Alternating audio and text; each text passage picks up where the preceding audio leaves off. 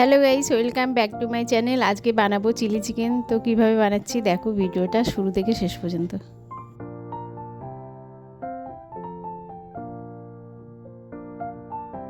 Chilli চিকেনটা বানানোর জন্য আমি কয়েকটা উপকরণ নিয়েছি। পেঁয়াজ, ক্যাপসিকাম, টমেটো এভাবে করে কেটে নিয়েছি। আদা, রসুন, কাঁচা লঙ্কা কুচিয়ে নিয়েছি। এখানে আমি বোনলেস চিকেন নিয়ে নিয়েছি। চিকেনগুলো ছোটো ছোটো করে কেটে নিয়েছি। এখানে 1 চামচ গোলমরিচের গুঁড়ো, 1 চামচ সয়া সস আর আদা রসুনের পেস্ট দিয়ে দিলাম, স্বাদ অনুযায়ী লবণ আর কয়েক চামচ কর্নফ্লাওয়ার গুঁড়ো। তো এটাকে দিয়ে মেখে নেব।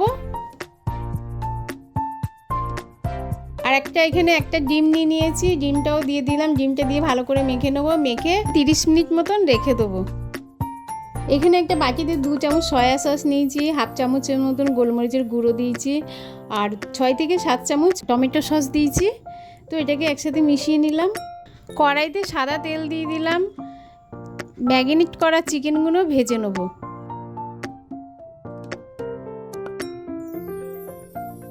চিকেনগুলো আমার ভাজা হয়ে গেছে। তো এইভাবে ভাজতে হবে হালকা লাল লাল করে।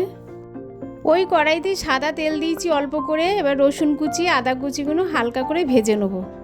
আদা রসুনটা আমার ভাজা হয়ে গেছে। এবার পেঁয়াজ আর ক্যাপসিকাম এখানে দিয়ে দিলাম। ওটাও 2 থেকে 4 মিনিট ভেজে নেব। এখানে টমেটো আর কাঁচা লঙ্কাটাও দিয়ে দিলাম। দিয়ে কিছুক্ষণ আরেকটু ভেজে নেব। এগুলো আমার ভাজা হয়ে গেছে। তো এখানে পরিমাণ বুঝে জল দিয়ে দিলাম। আর যে সসটা গুলে রেখেছিলাম সেটাও দিয়ে দিলাম। দিয়ে জলটা ফুটতে দেব। এখানে আমার জলটা ফুটে গেছে। তো স্বাদ অনুযায়ী নুন দিয়ে দিলাম। 1 থেকে 2 চামচ চিনি দিয়েছি এখানে। আর হাফ চামচ মতন কাশ্মীরি লঙ্কা গুঁড়ো দিয়ে এটাও দিয়েও কিছুক্ষণ ফুটিয়ে নেবো। এখানে পেঁয়াজ ক্যাপসিকামগুলো সেদ্ধ হয়ে গেছে। তো ভাজা চিকেনগুলো দিয়ে দিলাম। দিয়ে 2 মিনিট মতন ফুটাবো। এখানে একটা বাটিতে 2 চামচ কর্নফ্লাওয়ার দিলাম। দিয়ে জল দিয়ে ওটাকে ভালো করে মিশিয়ে নেবো। যেই কর্নফ্লেভারটা গুলেছিলাম তো ওটা আমি দেখাতে পারিনি। তো দিয়ে দিতে হবে। দিয়ে 2 থেকে 3 মিনিট ফুটিয়ে নামিয়ে দিতে হবে।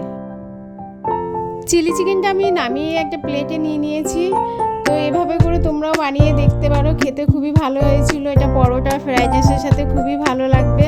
তো ভিডিওটা যদি ভালো লাগে লাইক, কমেন্ট, শেয়ার, সাবস্ক্রাইব করো।